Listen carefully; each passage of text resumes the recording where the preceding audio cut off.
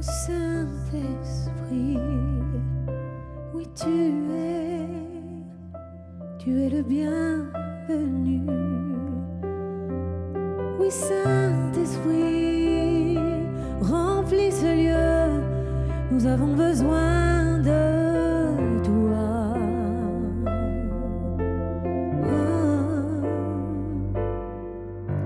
Saint-Esprit, tu es le bienvenu.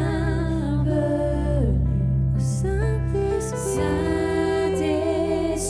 tu es le bienvenu. Descends, Saint-Esprit. Saint-Esprit, tu es le bienvenu. Tu es le bienvenu. Saint-Esprit, tu es le bienvenu. Tu es notre espoir.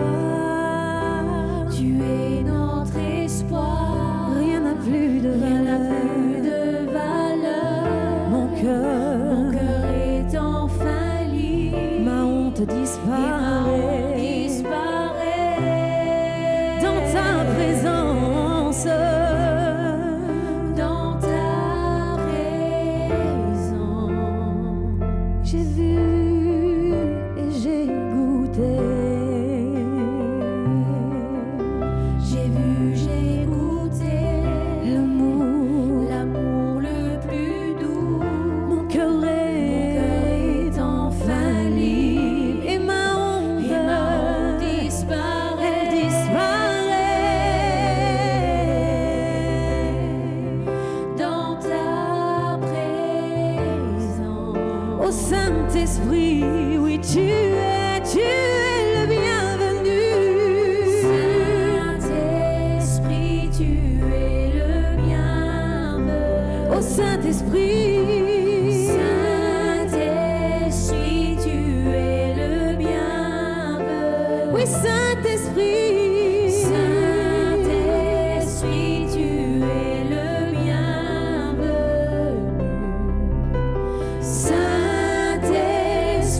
tu es le bienvenu. Tu es notre espoir. Rien n'a plus de valeur. Mon cœur est enfin libre. Et ma honte disparaît. En ta présence. Dans ta présence. J'ai vu et j'ai goûté. J'ai vu, j'ai goûté à ton amour, Seigneur. Mon cœur est enfin libre et ma honte disparaît. Dans ta présence. Dans ta présence. Ô Saint-Esprit, chante-le avec nous, amen. Saint-Esprit, tu es le bienvenu. Saint-Esprit, tu es le bienvenu. Saint-Esprit, tu es le bienvenu. Saint-Esprit, tu es le bienvenu. Oui, Saint-Esprit. Saint-Esprit, tu es le bienvenu. Que ta présence vienne inonder ce lieu. Voilà, bonjour à tous et que Dieu vous bénisse. Nous nous retrouvons encore une fois pour partager la parole de Dieu avec un nouveau thème que Dieu a mis sur mon cœur. Et ce thème, c'est « Mourir produit une nouvelle vie ». Que Dieu soit béni pour ce que le Saint-Esprit dépose dans nos cœurs. Il faut savoir une chose, c'est que tout ce que nous le recevons pour le partager. Et ce partage, il sert à une chose. Il sert à édifier l'Église. Il sert à ce que cette parole, tu puisses la recevoir, qu'elle puisse rentrer au fond de ton cœur et qu'elle puisse produire en toi quelque chose, un désir, un désir de grandir, un désir d'avancer avec Dieu. Et je le crois dans le nom de Jésus que c'est ce qui va arriver. Vous savez, il faut savoir une chose, c'est que on a un ennemi qui est là, qui s'appelle Satan. Et il faut déjouer les plans du diable. Et oui, parce que le diable a un plan pour nous, le diable a un projet pour nous, et je vous promets que ce ne sont pas des bons projets, et ce ne sont pas des bons plans. Le diable a un désir. Satan veut qu'on soit ignorant. Satan veut que l'enfant de Dieu, le chrétien, soit ignorant de certaines vérités. Et malheureusement, c'est ce que la religion, des fois, nous amène à cet état-là, à cet état d'ignorance. Il arrive parfois qu'un chrétien rentre dans une religiosité, et à cause que tu es rentré dans une religiosité, tu as un manque de connaissances. Vous savez, il y a un exemple qui est merveilleux, qui est Jésus. Il n'y a pas plus grand exemple que Jésus. Et Jésus va faire quelque chose un jour. Il va guérir un malade. Mais c'est un jour qui est particulier pour les Juifs. C'est un jour qui est particulier pour Israël. C'est le jour du sabbat. Et le jour du sabbat, c'est les hommes qui l'ont institué, c'est comme ça. Ils le disent, il ne faut pas guérir de malade. C'est interdit. Donc quand Jésus va faire cela, ils vont se lever, ils vont être en colère, ils ne vont pas comprendre. Et alors que Jésus, en réalité, il leur démontre et il leur explique avec la parole que le sabbat, justement, le jour du sabbat était le jour du repos pour l'homme. Il était en train de leur dire que lui-même était le sabbat. Lui-même était le repos. Et je vais vous dire quelque chose. Quand Dieu a créé la terre, le septième jour, Dieu a fait quelque chose. Le septième jour, Dieu a fait quelque chose de formidable. Dieu se reposa. Mais quand l'homme était dans le jardin, quand l'homme était là et qu'il a désobéi, que l'homme était en difficulté, que l'homme avait des problèmes, est-ce que Dieu resta dans le repos le septième jour? Non. Dieu se leva. Et Dieu alla vers l'homme. Pourquoi? Parce que le désir de Dieu a toujours été de bénir l'homme. Le désir de Dieu a toujours été d'être bienveillant envers l'homme. Je voudrais vous dire quelque chose, c'est que être dans l'ignorance, le mot ignorance est le même mot que le mot ténèbres. Le mot ignorance, c'est le même mot que le mot ténèbres. Pourquoi? Parce que quand tu es dans l'ignorance, tu as la vision qui est coupée. Tu ne vois pas ce qui est devant toi. Ça veut dire qu'il y a des situations qui arrivent devant toi, il y a des choses qui viennent de devant toi et tu ne les vois pas. Et à cause que tu ne les vois pas, tu n'as aucun contrôle sur elles. Mais je voudrais te dire quelque chose, c'est que Dieu a une parole pour toi. Et il y a un verset qui est pour toi et qu'il faut que tu réalises. Il y a un verset qui est important de réaliser, qui se trouve dans l'évangile de Jean, au chapitre 10 et au verset 10. Il dit « Je veux que mes brebis aient la vie et qu'elles l'aient en abondance. » Ça veut dire que quand tu reçois Christ, tu reçois la vie, mais au-delà de ça, il y a cette vie en abondance. Et le mot abondance, c'est le même mot que extraordinaire. Ça veut dire que tu es préparé, tu as été équipé et tu es envoyé pour vivre l'extraordinaire en Dieu. Ça veut dire que les personnes qui te regardent de l'extérieur, par rapport à ce que tu vas vivre, ce que Dieu a prévu pour toi, c'est qu'ils trouvent que ce que tu vives est extraordinaire. Et ça, c'est la plus belle des choses que Dieu a pu faire. Il a tout déposé en nous, il a tout fait en nous. Et je voudrais te poser une question. De quelle manière as-tu reçu certains enseignements de la parole de Dieu? Il y a des enseignements, si on les reçoit mal, on ne pourra pas vivre l'extraordinaire. Mais il y a des enseignements que si on les reçoit véritablement par le Saint-Esprit, qu'on les réalise comme une révélation, alors ces enseignements-là vont pouvoir transformer nos vies. Et il y a un enseignement à moi qui a transformé ma vie. Alors je voudrais qu'on lise un passage important, qui se trouve dans Romains, à partir du chapitre 6 et on va lire à partir du verset 3 jusqu'au verset 17. On le lit ensemble. Ignorez-vous que nous tous qui avons été baptisés en Jésus-Christ, c'est en sa mort que nous avons été baptisés. Nous avons donc été ensevelis avec lui par le baptême en sa mort, afin que comme Christ est ressuscité des morts par la gloire du Père, de même, nous aussi, nous marchions en nouveauté de vie. En effet, si nous sommes devenus une même plante avec lui par la conformité en sa mort, nous le serons aussi par la conformité à sa résurrection. Ainsi vous-même, regardez-vous, et le mot c'est considérez-vous, comme morts au péché, et comme vivants pour Dieu en Jésus-Christ. Verset 12, que le péché ne règne donc pas dans votre corps mortel et n'obéisse pas à ses convoitises.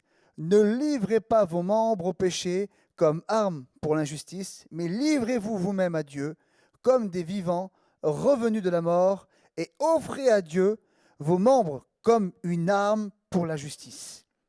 Le péché ne dominera pas sur vous, car vous n'êtes pas sous la loi, mais sous la grâce. Quoi donc? Pécherions-nous parce que nous sommes sous la loi, mais sous la grâce? Certes non. Ne savez-vous pas que si vous vous livrez à quelqu'un comme esclave pour lui obéir, vous êtes esclave à celui à qui vous avez obéi, soit du péché qui conduit à la mort, soit de l'obéissance qui conduit à la vie. Mais grâce à Dieu, après avoir été esclave du péché, vous avez obéi de cœur à la règle de doctrine qui vous a été transmise. Amen. J'ai lu ce passage qui est très important. Ce passage de Romains 6 qui nous explique justement ces réalités de la mort en Christ qui nous donne une nouvelle vie. Et il va commencer au verset 3 par « Ignorez-vous ». Ignorez-vous en sa mort. Et cela, il faut réaliser que quand il dit « ignorez-vous en sa mort », comme pour dire qu'on pourrait être ignorant de la puissance du sacrifice de Jésus. On pourrait limiter, ou alors il pourrait être incompris.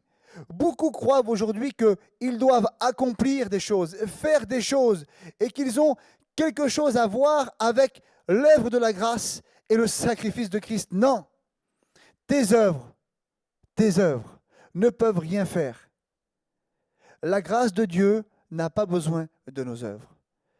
C'est le sacrifice de Jésus qui a fait la grâce pour tous les hommes aujourd'hui. Il faut réaliser qu'il a tout accompli. À la croix, mes frères et sœurs, tout a été accompli. Tout a été fait. Tu n'as plus besoin de faire quelque chose pour obtenir la grâce de Dieu, simplement de te donner à Christ, simplement de venir au pied de la croix. Et quand tu viens au pied de la croix, que tu es un enfant de Dieu, alors la grâce coule sur ta vie. Mais ça, il faut le réaliser. Et c'est un enseignement que nous devons aujourd'hui avoir non seulement dans notre pensée, mais qu'il puisse descendre dans notre cœur. Le verset 4 va dire « enseveli ». Enseveli.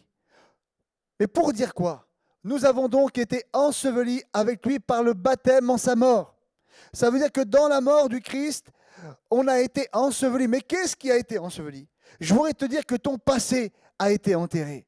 Je voudrais te dire que ta chair a été enterrée. Je voudrais te dire que ton péché a été enterré.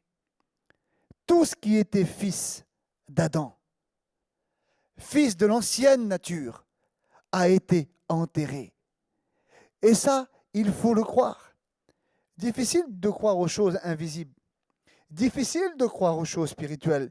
Mais pourtant, c'est le moyen, écoute bien, de marcher en nouveauté de vie. Notre passé est enterré, mais Satan veut faire quelque chose.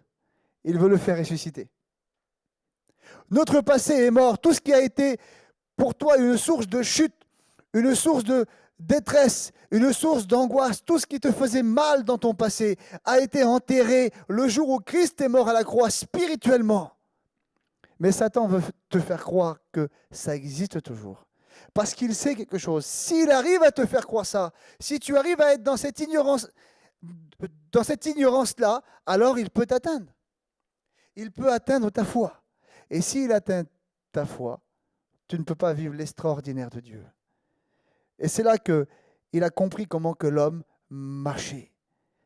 Dieu veut qu'on marche en nouveauté de vie, alors que Satan veut qu'on marche dans le passé, dans le regret, dans ce qui s'est fait hier. J'en ai fait l'expérience. Vous voulez que je vous raconte une expérience? Moi, ma mère, elle m'a abandonné. J'avais 6 ans, c'était compliqué. Je ne dis pas ça pour jouer de l'émotion, mais c'est la vérité, c'est comme ça. Et quand je suis devenu chrétien, je croyais avoir véritablement pardonné. Je croyais marcher en nouveauté de vie. Pourquoi? Parce que je comptais sur mes propres capacités. Je pensais faire l'œuvre de Dieu. Je pensais accomplir quelque chose, et parce que j'accomplissais quelque chose, la grâce de Dieu coulait sur moi. Je n'avais pas compris que Dieu avait tout fait pour moi et que j'avais simplement besoin de rentrer dans son plan, de rentrer dans son obéissance, et ça devenait facile. Ça devenait simple parce que c'était lui qui était devant moi et c'était lui qui contrôlait ma vie. Ce n'était pas moi qui contrôlais ma vie.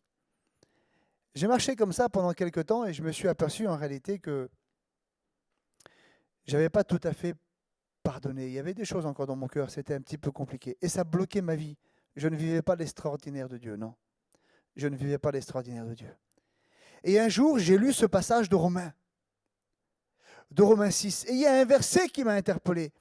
Ce verset, c'est le verset 5. On va le relire ensemble. Il est important.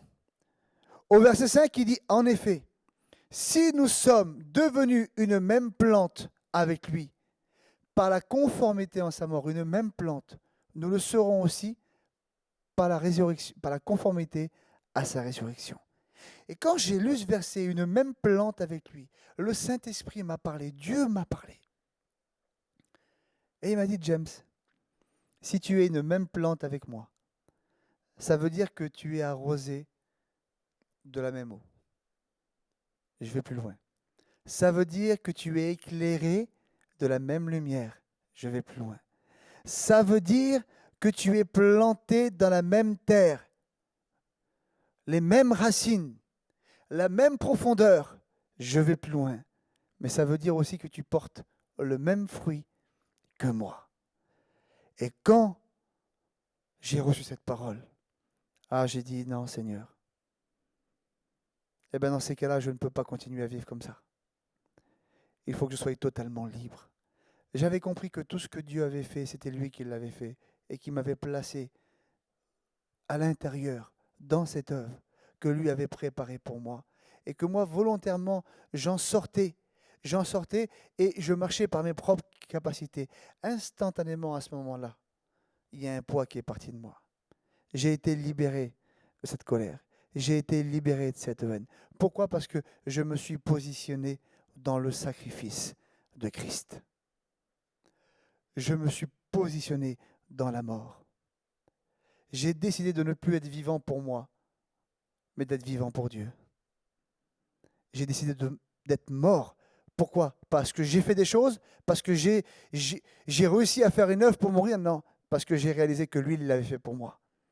Alors, sa mort, en réalité, devient notre mort. Et si sa mort devient notre mort, il se passe quelque chose. Sa résurrection devient notre résurrection. Et il faut savoir qu'il ne peut pas avoir de véritable résurrection s'il n'y a pas de véritable mort. Et sa vie deviendra notre vie. Donc je reprends, si sa mort est notre mort, automatiquement, sa résurrection devient notre résurrection. Et sa vie devient notre vie. La vie abondante. La vie extraordinaire. Alors le verset 11 va dire ça. Et c'est l'une des clés. Il dit, considérez-vous le terme. En termes grecs, il dit considérez-vous. Le mot regardez-vous, c'est considérez-vous comme mort au péché. Et le mot considérez-vous, c'est le même mot que accompli, fait, ne plus à refaire. Et pour ça, il faut y croire. Pourquoi? Parce que c'est par la foi. Il y a un verset qui dit « Faites donc mourir ». Mais par quel moyen? Par les œuvres? Non. Le moyen de faire mourir la chair, c'est par la foi. Faites donc mourir les œuvres de la chair. Oui, mais par quel moyen? Par la foi. En croyant dans l'œuvre que Christ a fait, je me positionne. Et quand je suis positionné dans cette foi-là, alors j'arrive à faire ce que Dieu a préparé pour moi. Amen. Alors, il faut comprendre ça. Galates, verset 2, chapitre 2, versets 20 à 21. Et ça, il faut que tu le réalises. J'ai été crucifié avec Christ. Et si je vis, ce n'est plus moi qui vis. Ça veut dire, je n'existe plus. Mais c'est Christ qui vit en moi. Et si je vis maintenant dans la chair, je vis dans la foi au Fils de Dieu qui m'a aimé et qui s'est livré pour moi. Verset 21. Et c'est là, je ne regrette pas la grâce de Dieu, car si la justice, et c'est là, s'obtient par la loi, alors Christ est donc mort pour rien. Il est en train de dire que si toute la justice de Dieu, toute l'œuvre de la croix, le tout accompli, si tout ça s'obtient par la loi, par les œuvres, alors ça veut dire que Christ est mort pour rien. Et je voudrais te dire que Christ n'est pas mort pour rien, Christ est mort pour toi. Christ est mort pour ta liberté. Christ est mort pour que tu vives cette vie abondante, cette vie extraordinaire en lui. Et pour ça, tu as besoin de te positionner encore une fois. Je voudrais te dire une chose. La mort ne repose pas sur nos capacités.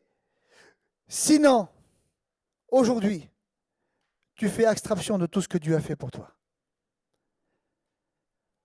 La seule œuvre que Dieu te demande, c'est de lui donner ta vie. C'est la seule œuvre que Dieu te demande, de donner ta vie à Jésus. Et je voudrais te dire que tu peux essayer de répéter des heures et des heures et des heures. Je suis mort, je suis mort, je suis mort, je suis mort. Mais quand vient la situation et qu'on te marche sur le pied, qu'on t'embête un petit peu, qu'on te parle un petit peu mal, la situation un petit peu compliquée, eh ben c'est là que tu vois véritablement si tu es mort ou pas. C'est là qu'on voit véritablement si tu t'es positionné dans l'œuvre de la croix ou pas. Il y a un exemple, j'ai vu une personne que j'ai vécu avec elle pendant un petit moment. On a fait des réunions et c'était une sœur qui était là. Et cette sœur est venue me voir un jour. Et elle faisait quelque chose. C'est vrai que son mari lui en faisait voir. C'était difficile. Il était un petit peu compliqué. Mais elle venait se plaindre et elle disait c'est pas de ma faute, c'est pas de ma faute, je réagis comme ça, mais c'est pas de ma faute, il me fait ça. Je parle comme ça, mais c'est pas de ma faute, il fait ça. Je fais de telle manière, mais c'est pas de ma faute, c'est lui, c'est lui, c'est lui. Et moi, je lui ai dit quelque chose. Je lui ai dit quelque chose. Dans tout ce que Christ a subi, les mains percées, les pieds percés, la barbe arrachée, une couronne d'épines, il est calomnié. Tout ce qu'il a fait, il n'a pas ouvert la bouche. Jusqu'à même à dire, pardonne-leur, Père, car ils ne savent pas ce qu'ils font. Ben, quand tout ça a été accompli, quand tout ça a été fait, en même temps, il a crucifié la partie de toi qui t'empêchait de réagir comme lui. Et t'a donné la possibilité de faire comme Jésus a fait, de pardonner 7 fois, 77 fois, 7 fois. De passer sur 7 fois, 77 fois, situation, problème, montagne, dispute. Pourquoi? Parce que ce n'est plus moi qui vis, mais c'est Christ qui vit en moi. Amen. Gloire à Dieu. Gloire à Jésus. Alors je me suis posé cette question. Si ce n'est plus moi qui vis, mais Christ qui vit en moi. On a parlé de Satan. Quand Satan vient dans ton oreille et te parler, et ça il faut le réaliser, à qui il parle? Puisque bibliquement, ce n'est plus moi qui vis, mais c'est Christ qui vit en moi. Donc Satan, quand il vient parler, à qui il parle? Il va parler à la personne qui va répondre. Mais quand Satan vient te parler, Tu as simplement besoin de réaliser que ce n'est plus toi qui vis, mais qu'il y a une autorité plus puissante qui vit en toi, et tu laisses répondre cette autorité. Par la foi et par la parole de Dieu. De la même manière que quand un jour Satan s'est approché de Jésus, il n'a pas dialogué, il n'a pas dit mais tu comprends, tu fais ci, il a répondu par quoi? Par la parole. Et il est écrit. Et c'est ça, se positionner dans la vérité, et dans la Bible, et dans la justice de Dieu. La vie chrétienne, il faut que tu réalises ça. Il y a 3 vérités. C'est 1, Seigneur, je la veux. Je veux la vie chrétienne, je veux la vie abondante, je veux la vie extraordinaire, je veux la mort à moi-même. 2, je ne peux pas, Seigneur. C'est ta reconnaissance de dire, Seigneur, oui, je la veux, mais moi, je ne peux pas. J'y arrive pas. Je ne peux rien faire pour l'obtenir. Et la 3e chose, c'est, alors fais-le. La grâce de Dieu. C'est pleinement remettre tout dans les mains de Dieu. Mais quand tu dis fais-le, c'est aussi une obéissance volontaire de se positionner dans l'œuvre de la grâce, la croix. Alors question, comment faut faire alors? Je voudrais te dire que tu ne peux pas te considérer comme mort. Tu ne peux pas comprendre que c'est quelque chose qui a été fait, qui a été accompli, sans passer par le verset 6, qui dit, on le lit ensemble, sachant que notre vieil homme a été crucifié avec lui, afin que le corps du péché, donc ce qui t'empêche, fût détruit, pour que nous ne soyons plus esclaves du péché. Et le mot sachant, écoute cette parole, le mot sachant, c'est le mot révélation.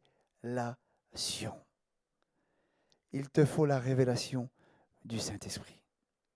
Il te faut cette révélation. Vous savez, il y a 2 révélations. Il y a 2 mots par rapport à la connaissance, parce que c'est la connaissance liée à la révélation. Il y a ces 2 mots qui est le mot logos et le mot rhéma. Le logos ne te suffit pas. Ce qui est écrit ne te suffit pas. Il faut aussi que ce qui est écrit soit rentré à l'intérieur de ton cœur, accompagné du Saint-Esprit, qui est le rhéma, la révélation par le Saint-Esprit de la parole de Dieu. Et la révélation, excuse-moi de te dire ça, elle ne vient pas seule. Excuse-moi de dire ça. Ce n'est pas en train de passer des heures et des heures sur Instagram, de passer des heures et des heures devant à te passer du temps. Tu peux le faire, il n'y a pas de souci. Il n'y a rien qui est interdit. Mais si tu veux les révélations, il va falloir chercher Dieu. Si tu veux que Dieu te révèle des choses, il va falloir chercher Dieu. Il va falloir chercher à comprendre, chercher à connaître, chercher une connaissance de l'intimité du Saint-Esprit.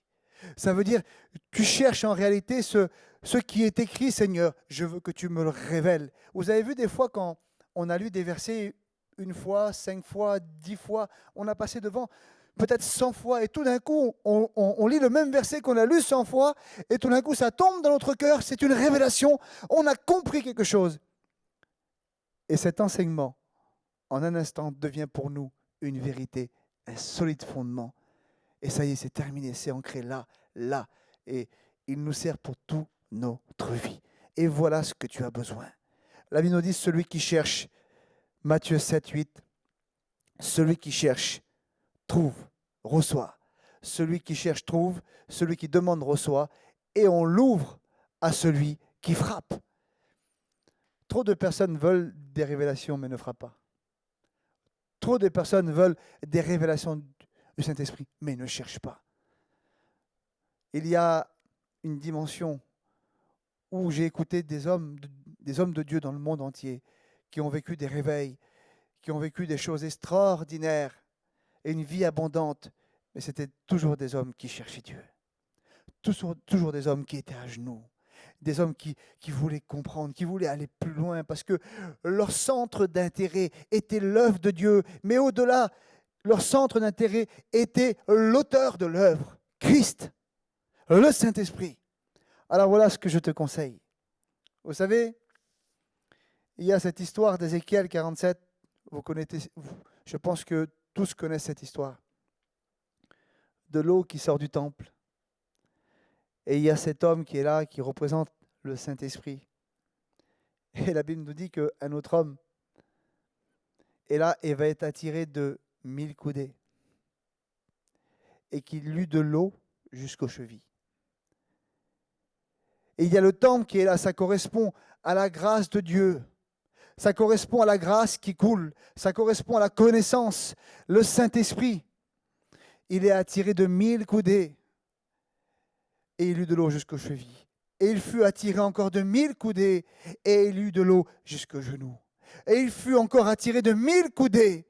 Et il eut de l'eau jusqu'aux reins. Et à un moment donné, il dit que l'eau était si profonde qu'il ne pouvait plus reposer ses pieds. L'eau fut si profonde qu'il était obligé d'y nager. Vous savez, c'est quoi la différence entre de l'eau aux chevilles et l'eau profonde?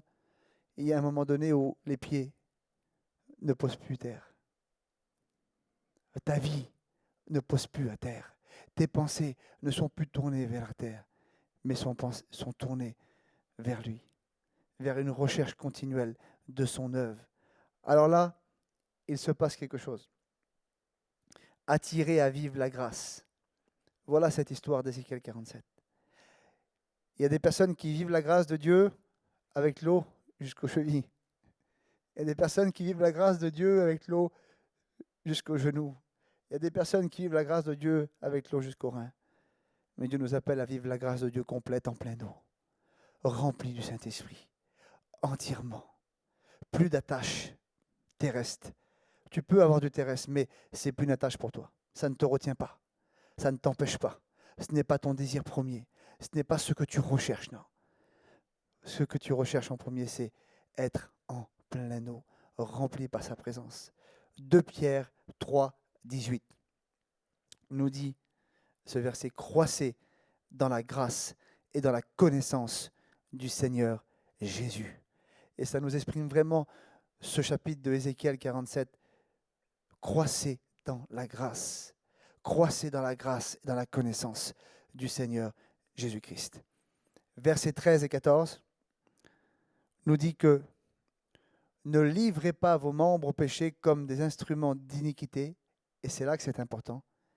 Il dit, mais donnez-vous vous-même à Dieu comme étant vivant de mort que vous étiez. Ça veut dire que notre corps, qui était une arme pour le monde, et ça c'est important, notre corps qui était une arme pour le monde, aujourd'hui, quand tu comprends ces choses, tu le livres totalement à Dieu et tu deviens une arme. Tu deviens une arme, mais pour la justice de Dieu. Ça veut dire que tu étais une arme avant pour le monde, tu étais une arme pour les œuvres des ténèbres, tu étais une arme avec le péché, mais aujourd'hui, tu te livres toi-même à Dieu pleinement dans la grâce, tu deviens une arme puissante pour la justice de Dieu. Moi, je dis gloire à Dieu pour sa parole. Gloire à Dieu. Moi, je voulais quelque chose. C'est que je ne pouvais pas avec ma mère. Tant que je n'avais pas compris, tant que je n'avais pas réalisé cette œuvre que Jésus-Christ avait fait pleinement dans ma vie, je ne pouvais pas être une arme de justice entre les mains de Dieu pour ma mère. Ce n'était pas possible. Je n'aurais pas arrivé à lui témoigner, je n'aurais pas arrivé à lui exprimer tout l'amour de Dieu. Il a fallu que je devienne une arme pour la justice de Dieu, pour que je puisse parler à ma mère de Dieu, pour que je puisse lui dire que Christ l'aimait. Non seulement dans la parole, mais dans les actes et dans la vérité. Alors, je donne le dernier verset. C'est pour ça que beaucoup aujourd'hui vivent une vie chrétienne qui est fatigante, qui vivent une vie chrétienne difficile, parce que peut-être que tu n'es pas passé par certaines vérités de la Bible. Et le verset 17, on va le lire. On le lit ensemble. Il dit, « Mais grâce soit rendue à Dieu de ce que, après avoir été esclave du péché, et c'est ça, vous avez obéi de cœur, c'est plus difficile, ça y est. Ça veut dire que ce n'est plus une loi qui t'est imposée, ce n'est plus quelque chose qui t'est imposé de faire. Quand tu es rentré pleinement dans la grâce de Dieu, tu obéis de cœur à la règle des doctrines. C'est plus un fardeau, c'est plus un poids. mais c'est vraiment ce que ton cœur, ce que ton âme, ce que ton esprit veut faire pour Dieu. Alors je voudrais qu'on ferme nos yeux ensemble et je voudrais déclarer que aujourd'hui, quelqu'un qui est là, qui entend, puisse réaliser que le sacrifice de Jésus est puissant. Et qu'aujourd'hui, le fait de dire oui, mais moi j'essaye et j'y arrive pas, ne veut pas dire que cette œuvre n'a pas été accomplie. Il faut croire qu'aujourd'hui, par la foi, il y a des barrières qui peuvent tomber spirituellement. Il faut croire aujourd'hui que par la foi dans l'œuvre de Christ à la croix, il y a des choses qui peuvent se transformer et changer. Positionne-toi aujourd'hui dans l'œuvre que Christ a fait. Alors, mourir va produire une nouvelle vie au nom de Jésus. Seigneur, que toutes les personnes aujourd'hui qui entendent ce message puissent être totalement transformées. Que ça puisse être au-delà du logos, mais un réma, une révélation de la parole dans chaque cœur, qui puisse commencer à opérer une transformation dans le nom de Jésus. Je te dis merci Seigneur parce que je sais que tu es déjà en train de le faire. Et je déclare au nom de Jésus que tout ce qui se fait par l'œuvre du Saint-Esprit. Que là où tu es, que tu sois dans ta caravane, que tu sois dans ta maison, dans ta voiture, là où tu entends ce message, oui, je déclare que le Saint-Esprit commence à opérer cette œuvre maintenant dans le nom de Jésus. Que tu commences à te positionner maintenant dans le nom de Jésus. Et que toutes ces voix qui venaient peut-être de l'ennemi pour t'empêcher de vivre cela, sont brisées dans le nom de Jésus. Je déclare que maintenant, comme Ézéchiel 47, maintenant dans le nom de Jésus, tu vas commencer à marcher en pleine eau. Oh oui, tes pieds ne vont plus toucher à terre, tes pensées ne vont plus être vers la terre, mais tu vas commencer à vivre une intimité avec le Saint-Esprit. Je dis merci pour ce que tu fais, Seigneur. Merci ce que tu fais, Jésus. À toi toute la gloire, Seigneur. Amen. Que Dieu vous bénisse.